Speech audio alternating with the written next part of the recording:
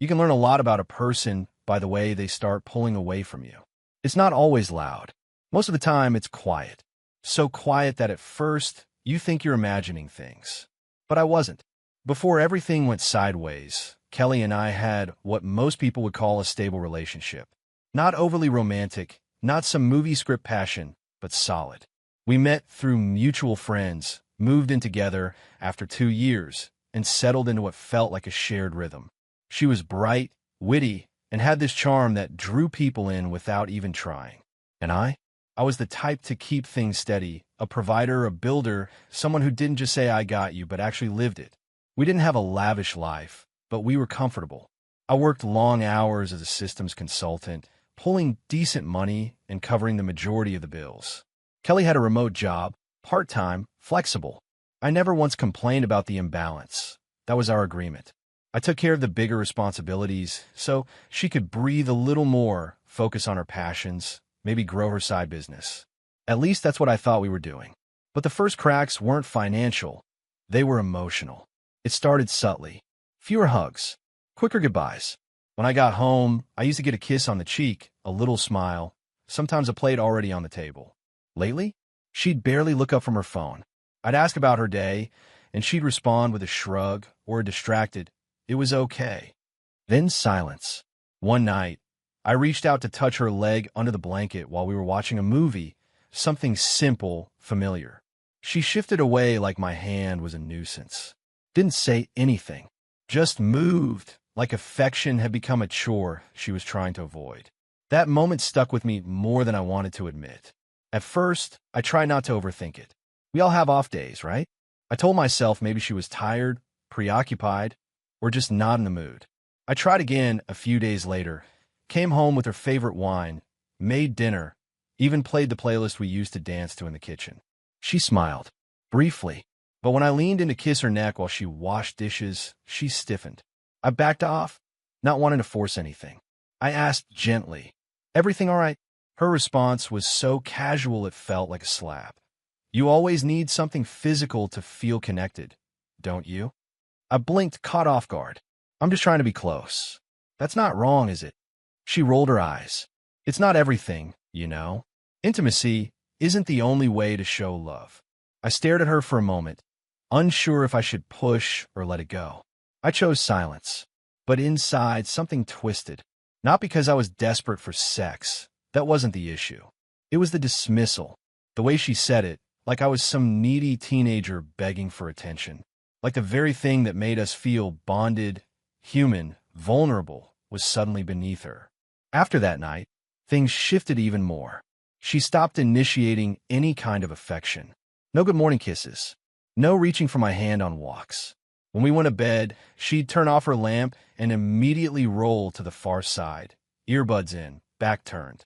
I began to feel like a stranger in my own home, a ghost sitting at the dinner table with a woman who once called me her best friend. Still, I didn't explode. I tried to understand.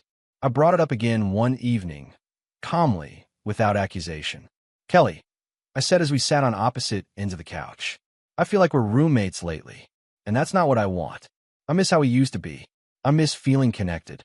She sighed, long, drawn-out, dramatic. "I knew you were going to bring this up again. Because it matters." She turned to face me then, arms crossed. "You act like just because we're not sleeping together every time you want to, the relationship is broken."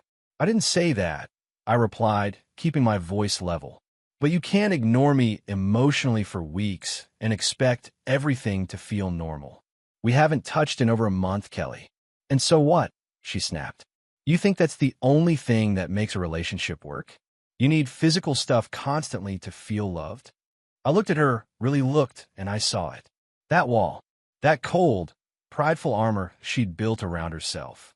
No vulnerability, no attempt to meet me halfway. Just this aloof energy, like caring had become optional. Then she said it.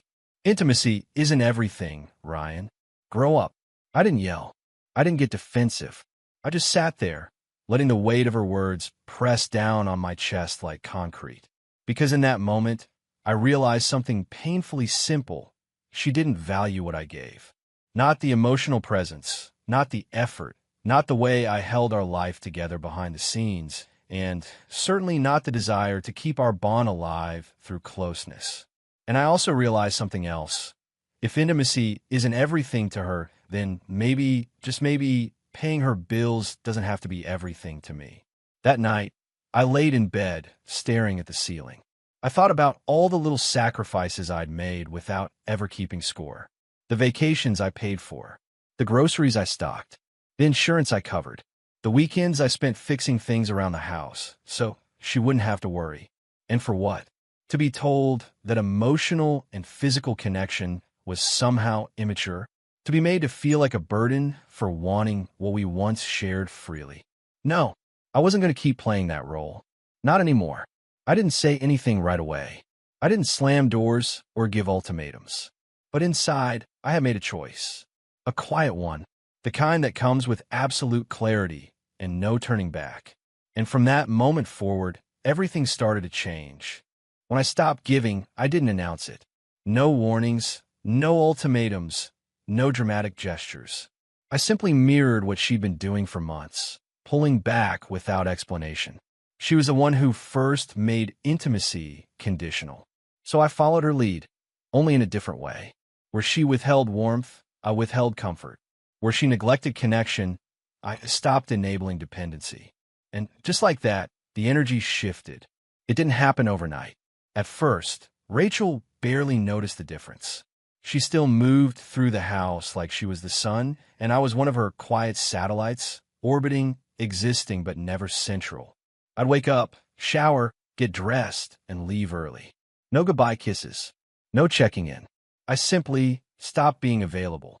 But unlike her version of detachment, which came from disinterest, mine came from awakening. I had poured into her cup for years while mine sat bone dry.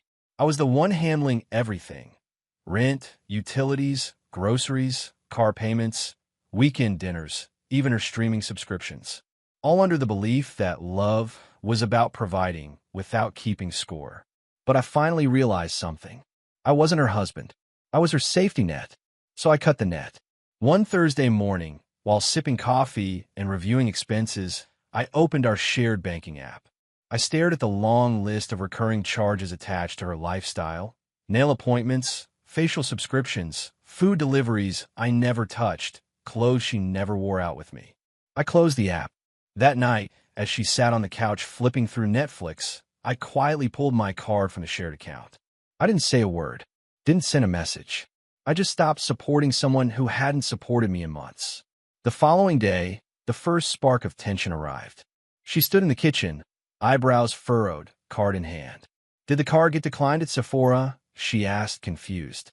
I looked at her calmly, leaning against the counter. "It did." "Why?" she asked, blinking fast. I paused before answering.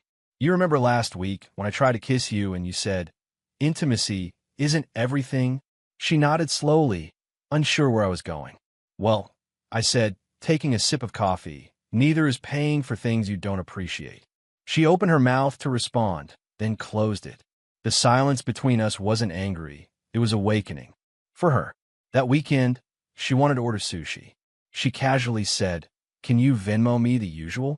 "No," I said without emotion. She raised an eyebrow. "Seriously?" I shrugged. "I'm just following your logic. You told me what matters to you in a relationship, and clearly, physical closeness isn't on your list. So I adjusted my priorities too." Her mouth hung open for a moment. Then she scoffed and walked away. But I could tell that hit differently. It wasn't about the money. It was about the realization that the man who once moved mountains for her had put them back in place. Over the next few days, the cracks widened. She went to the grocery store and came back annoyed. "The card didn't work again," she snapped. I nodded. "It won't." She glared. "So what now? You're just cutting me off." I didn't yell. I didn't lecture. I just looked her in the eyes and said something I'd rehearsed 100 times in my head, but never had the courage to say until now. I used to believe love meant giving without limits. But I've learned that when love isn't mutual, giving becomes enabling. And I won't fund my own emotional starvation anymore. She didn't respond. Just stood there, stunned, wounded, but too proud to admit it. That night, she tried a different approach. She wore a silky robe, I hadn't seen in over a year, the same one she used to wear back when our bedroom was still alive with closeness. She walked into the room with soft eyes, brushed her fingers lightly over my shoulder, and said, "I've been thinking a lot about us." I didn't flinch. I didn't lean in. I stood up, looked at her gently, and said, "It's hard to believe that when your thinking only started after your comfort stopped." She blinked. I could see it, the understanding dawning. This wasn't a tantrum. It wasn't a power play. It was the calm revenge of a man who had been ignored too long and finally chose himself. The following week, the silence between us changed tone. Before, it had been empty. Now it was heavy. She started doing things she hadn't in a long time, folding my laundry, texting me during the day, asking if I wanted to watch a movie with her. I didn't reject her coldly. I just didn't engage beyond civility. Because here's the thing. When a man stops showing affection, it's not because he suddenly stopped caring. It's because he realized he wasn't cared for. Rachel wasn't ready for that kind of clarity. 3 weeks in, her tone cracked. We were having dinner, something simple. She sat across from me, pushing food around her plate. Then she blurted, "Do you even love me anymore?" I looked up, met her eyes, and said calmly, "I loved you when you weren't loving me back.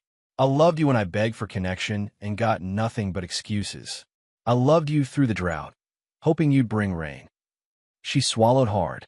"And now, I said, pausing to breathe, "now I love myself enough to stop begging." The next day, she asked if we could talk. She cried, apologized, said she'd been distracted, burned out, emotionally numb. All the words people use when they finally realize they've pushed someone too far. I listened, and I told her the truth. "I don't hate you, Rachel, but I no longer trust you with my heart. Not because you broke it with a single moment, but because you eroded it piece by piece with neglect." She wept into her hands. I didn't move to comfort her, because comfort, like affection, should never be one-sided.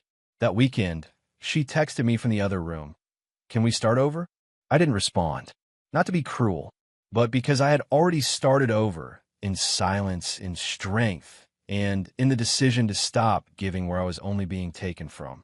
And from that moment on, she understood what she'd truly lost. Some people don't understand the damage they caused until they're staring at the empty space you used to fill. Rachel wasn't a bad woman. She wasn't cruel, violent, or hateful. But she made one fundamental mistake. She thought love was a given. She treated emotional distance like a temporary pause, not realizing that affection, once pushed away enough times, stops coming back. She believed I'd always be there, loving, forgiving, funding, until I wasn't. After I cut the financial support, her rhythm cracked. The small luxuries she'd grown used to vanished. Shopping sprees were now budgets. Takeout turned into frozen dinners, and spa appointments turned into home treatments. But that wasn't what broke her. It was the quiet shift in power, the realization that I no longer needed her, and more than that, I no longer wanted to fix what she had broken. Her apologies began arriving daily. Sticky notes on my laptop with "You're right. I was wrong." Text messages in the middle of the night that read, "I miss how you used to hold me." A handwritten letter she left on my pillow saying, "I didn't realize how much I relied on your presence and your patience." I read them, every single one, but none of them changed what I had already accepted deep inside. The woman I fell in love with had stopped loving me long ago, and only now, when I stopped serving her, did she want to remember how to feel again. One Saturday morning, she made my favorite breakfast, blueberry pancakes with almond butter. It used to be a Saturday ritual for us in the early days. I walked into the kitchen, smelled the food, and saw her standing there, apron on, hopeful. "Morning," she said gently. I nodded. "Morning. I thought maybe we could sit down, eat together." Like before, I took a deep breath. "Thank you, but I already have plans." The disappointment in her face was loud, but I had stopped softening my boundaries just to keep her comfortable. That afternoon, I went to see a friend, a woman I'd met through work. Nothing romantic, just coffee and conversation. But for the first time in months, I felt seen again. Heard. Respected. When I got home later that night, Rachel was waiting in the living room, red-eyed. "Were you with someone?" she asked, voice trembling. I didn't play games. "Yes, a friend." She bit her lip. A woman. Yes. She nodded slowly. So that's where we are now. I'm not yours to account to anymore, I said calmly. You forfeited that position when you stopped showing up. Her tears came fast, this time uncontrollable. She collapsed onto the couch and whispered, I never thought you'd actually leave me. And there it was, the truth behind all the panic. She never believed I'd follow through. Not after everything I had endured. Not after how many times I bit my tongue, stayed up at night wondering where I went wrong, begged her with my silence to notice me. She assumed my loyalty would override my self-respect forever. But even the most loyal heart has a threshold. The next day, she asked if we could take a walk, like we used to. We walked 2 blocks in silence before she stopped under a tree near the old bookstore we loved. I took you for granted, she said, eyes on the pavement. I thought you'd always be there, no matter what.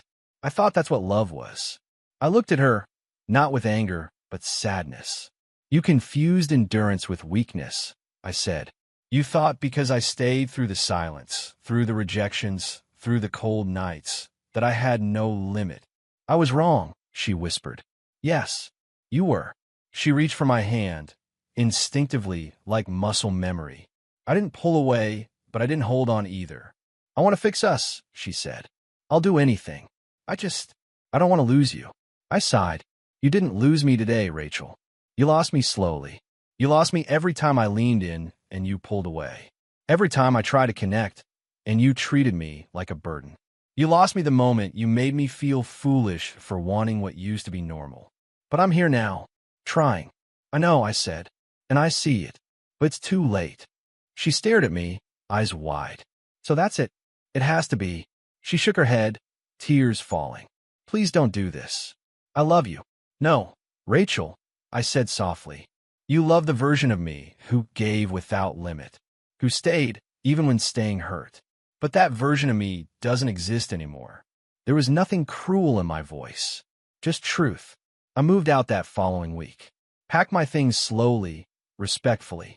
I didn't leave a mess. I didn't slam the door. I left my key on the kitchen counter and walked away with nothing but a suitcase and peace. And still, she called. The first voicemail came 2 days later. I can't sleep. I feel like a part of me is missing. Then a text. I've been going to therapy. I'm really trying. Please don't shut me out forever. But the thing about regret is that it doesn't rewind time. It doesn't undo the silence, the distance, the cold months of pretending your partner is invisible. She begged me to stay the moment I stopped funding her comfort.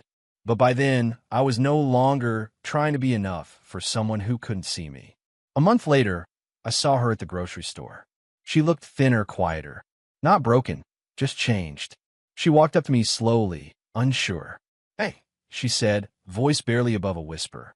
Hi, you look good, she said. Thanks. We stood there for a second.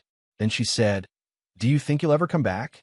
I paused, genuinely thought about it, then said no, but I hope you find peace. She nodded, eyes glistening. I hope you're happy. I am, I replied. Finally, and I meant it, because I had learned something valuable. Love is not about how much you can give. It's about what's returned. And when someone tells you intimacy isn't everything, what they're really saying is your needs don't matter. So I said, neither is paying your bills. And I walked, not out of revenge, but because healing is sometimes quiet and peace doesn't need permission.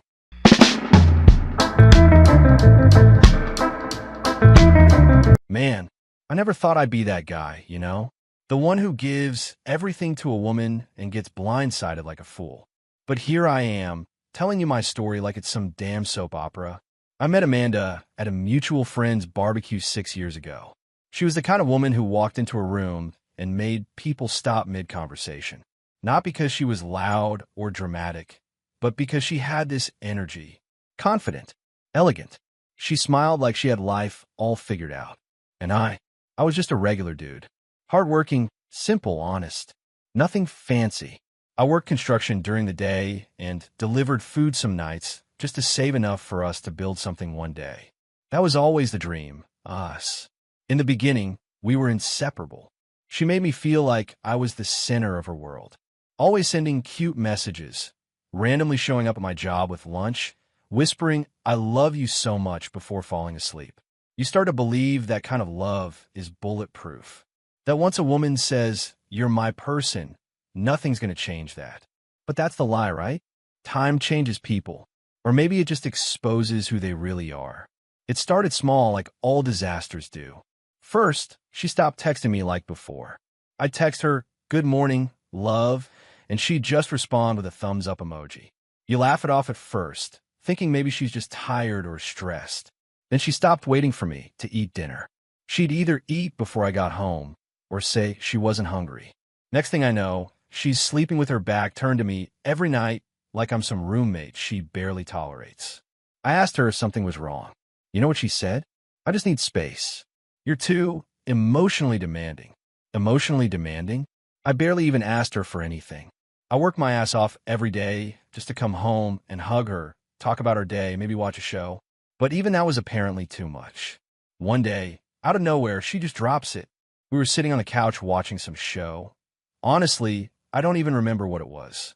Probably something I didn't care about just because she liked it. She muted the TV, looked at me like she was about to confess to a crime, and said, "Can I be honest with you?" I nodded. My chest already felt tight, like my body knew what was coming. "I don't think I love you anymore." Boom. Just like that. No tears. No hesitation. Just "I don't love you anymore," like she was reading a line from a script she rehearsed. I didn't even know what to say. I just sat there, staring at the woman I gave my whole damn heart to, and she looked so calm, like she was finally relieved to say it. "I still care about you," she continued, "but I'm not in love with you." Bro, let me tell you, there's a difference between heartbreak and humiliation. That was the moment my entire reality flipped. I couldn't even cry. I just nodded like a dumbass and said, Okay. That's all I could manage. That night, she went to sleep like everything was normal. Meanwhile, I stayed up, staring at the ceiling, asking myself what the hell did I do wrong? I kept replaying our whole relationship in my head, trying to find the moment when things shifted. Over the next few weeks, things got worse. She started staying out later, said she was working late or meeting friends. But I knew something was off. The way she'd smile while texting, the sudden gym memberships, the perfume that wasn't hers. You know when you've shared a bed with someone long enough, you just know when their body language changes? Yeah, that. I wanted to confront her so many times, but I couldn't bring myself to do it. I kept hoping it was just a phase, that she'd snap out of it, that she'd realize I was the one who always had her back. The guy who paid the rent, who fixed the leaky sink, who took care of her when she had food poisoning and slept on the floor next to her because she didn't want to be alone in the bathroom. That guy. But one night, I couldn't take it anymore. It was a Friday. She told me she was going to dinner with coworkers. She got dressed like she was going on a red carpet. Heels, tight dress, hair done up, makeup perfect. I stood in the hallway watching her put on lipstick, and something inside me just snapped. I said, "You never look like that when we go out." She didn't even flinch, just smiled and said, "That's because you don't make me feel like dressing up." I swear to God, that sentence broke me. I didn't say anything. I just let her leave. Then I sat down on our bed, stared at the floor for a good hour, and knew right there I was done. The guy who used to fight for her, chase her love, make excuses for her coldness, he died that night. What came after wasn't forgiveness. It wasn't reconciliation. It was something much colder. It was silence. And silence, my friend, is how revenge begins. But I'll save that part for later. Just know, from that night on, I stopped begging, stopped asking, stopped waiting. I started planning. Because if she wanted to act like I didn't matter, I was going to show her exactly what that meant. So yeah, after that night, when Amanda looked me dead in the eye and said she didn't love me anymore, something inside me just switched off. You know that moment when your brain finally catches up with what your heart's been trying to ignore for months? That was it for me. I stopped loving her that night. Or maybe I just stopped hoping she'd come back to the woman I fell for. Either way, it was like flipping a light switch. But here's the thing. I didn't yell. I didn't cry. I didn't pack up and leave like some dramatic movie scene. I stayed quiet. I played along. And that's when the real revenge began. See, she thought I was weak. Thought I was some desperate puppy still clinging to her. But she didn't realize I'd already made a decision. A very calm, dangerous one. I was going to ruin her, but I wasn't going to lift a single finger to scream or fight. I was going to let her fall all on her own. I just needed to quietly remove the safety net. First thing I did, I stopped funding her life. And trust me, she didn't even notice at first. I had access to her joint account, but she never checked what I was doing because she always assumed I'd be her personal ATM. So I moved 80% of our savings to a new account with just my name on it. Quietly. Smooth. No big transfers that would raise red flags. I did it slowly, over 2 weeks. She never questioned a thing. Next, I took my name off the lease for the car she was driving. Yeah, she was flaunting around in that SUV like a boss, going to dinners that were really late-night hotel stops. That car? I was paying for it. So I contacted the dealership, made the payments up to date, then transferred ownership to my name and prepared the paperwork to repossess it when the time came. Not yet. Timing was everything. Then I started pulling back emotionally. Not in a loud way. I was still me, just colder, distant. I let her cheat. Yeah, read that again. I let her cheat. I stopped asking where she was going, didn't react to her fake stories, didn't try to get her attention. I made her feel like I didn't care anymore, because I didn't. You know what that did? It made her arrogant. She started coming home even later. Started laughing at her phone while texting someone else, not even bothering to hide it. At one point, she even left her phone unlocked on the bed while she went to shower. I saw the messages. Some dude named Caleb, talking about how she couldn't wait to get out of this boring marriage. About how I was just too nice. Too nice. That's what she called me. As if being loyal and committed was a weakness. But you know what was funny? Even while she was trash-talking me, she still hadn't made a single move to leave. She wanted both. The security of a husband who paid the bills and the thrill of sneaking around with some loser who probably lived with his mom. So I gave her rope and watched her hang herself. Behind the scenes, I met with a lawyer. A damn good one. Explained everything. We had no kids, but we had assets. A condo, 2 cars, savings, investments. The lawyer told me to start collecting proof, so I did. I backed up her text messages, printed screenshots, took photos of her car parked overnight outside a different apartment complex. I even got security footage from a gas station she used regularly when she was at work late. The timestamps didn't lie. While she thought she was getting away with it, I was building a fortress of facts. But I didn't stop there. I also started changing myself. Quietly. I hit the gym. Not for her, for me. I started waking up at 5 a.m., running, eating clean, lifting. It wasn't about revenge at first. It was just about feeling alive again. Like I wasn't some guy sitting in the corner waiting to be loved. I started dressing better, carrying myself different. Even my coworkers noticed. One of the guys at work, Tony, he said, "Man, you look like you're about to launch a company or something." I just smiled. Because yeah, I was about to launch something, a new version of myself. At the same time, I started flirting. Not hooking up, not sleeping around, just talking. Light, fun conversations with women who smiled at me, laughed at my jokes. Reminded me I was still a man, that I still had value. I needed that reminder. I was getting it from everywhere but home. And Amanda noticed.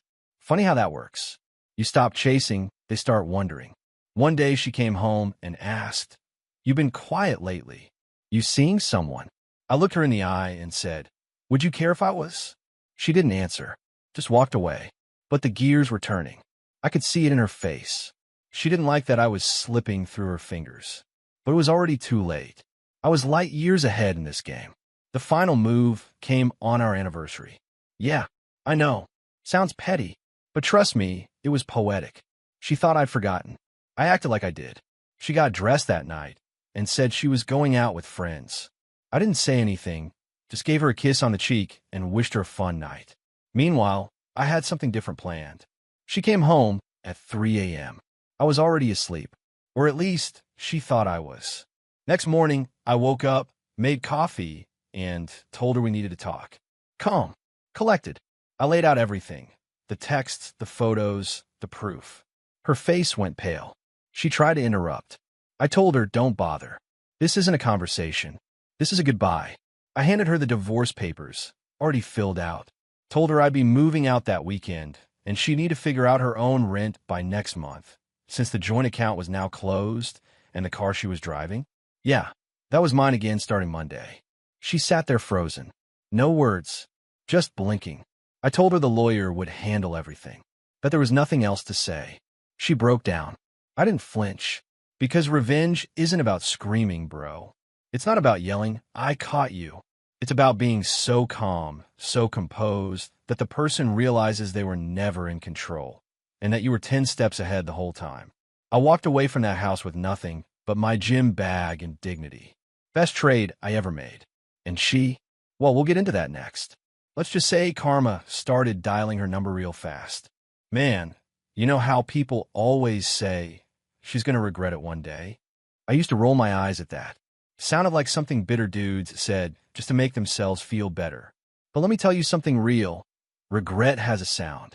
It's a late-night phone call, a shaky voice, a pause before a sob. And when it finally comes, it doesn't feel like victory. It just feels like confirmation. Let me rewind a bit. After I walked out that door, after I handed Amanda the papers, reclaimed my car, cut the accounts, and made it all official, I thought I'd feel fireworks. You know, like one of those scenes in the movies where the guy stands on a cliff, wind blowing, arms wide open, free at last. But nah, it wasn't like that. It was quiet. I got into my car, drove to a cheap Airbnb I'd booked for a couple of weeks, and just sat in the driveway for 15 minutes. No music, no tears, just silence. The kind of silence that feels like your life's been put on mute. The weirdest part? I didn't miss her. I missed the idea of her. I missed the early days, the laughter, the I love you texts, the random forehead kisses in the kitchen. But her, the woman she became, I didn't even recognize her anymore. That first week alone felt like a detox. I slept better, woke up earlier, ate real food instead of the crap I used to order while waiting for her to come home from God knows where. I started living for me again. It took less than a month for her to start showing signs of panic. It started with texts, short, stupid ones. Can we talk? I didn't expect you to walk away like that. I think we both made mistakes. I didn't answer. Not out of anger. I just didn't feel anything.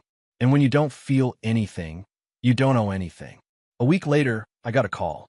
Didn't answer. Next day, another one. This time at 11:42 p.m. That one, I picked up.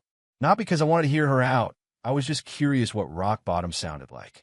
The line was quiet at first. Then, a sniffle. "It's me," she said. Her voice was cracked, shaky. "Please, don't hang up." I stayed quiet. "I messed up," she continued. "I don't even know where to start. I thought I wanted something different. I thought I needed more excitement, more fun. I thought maybe you were too soft, too safe too." She paused, then laughed awkwardly, like even she knew how dumb it sounded now. But I was wrong. So wrong. Still, I said nothing. She kept going. "Caleb ghosted me 2 weeks ago. He moved to another state. Said he wasn't ready for anything serious and never wanted to be a homewrecker. Can you believe that?" Her voice cracked again. "The man I threw everything away for disappeared like I meant nothing. And you were always there. Always good to me." I could hear her trying not to cry, but it was spilling out. "I miss you," she whispered. "God, I miss you so much. I don't know who I am without you. I don't even recognize myself anymore." That's when I finally spoke. "You said you didn't love me." There was silence. "I know," she said. "I thought I didn't. I was confused. Lost. I thought maybe love was supposed to feel different." "Yeah," I said. "It is supposed to feel different. It's supposed to feel real. Not like manipulation, not like indifference, not like being made to feel invisible in your own home." She started crying harder. "I just want a chance to fix this," she begged. "We could go to therapy, start over. I'll do anything." "No," I said. "Calm, steady, honest. You don't get to come back now that your fairy tale fell apart. I gave you everything. My time, my loyalty, my trust. And you treated it like it was nothing. You killed the part of me that loved you, and now you want to borrow the pieces you shattered."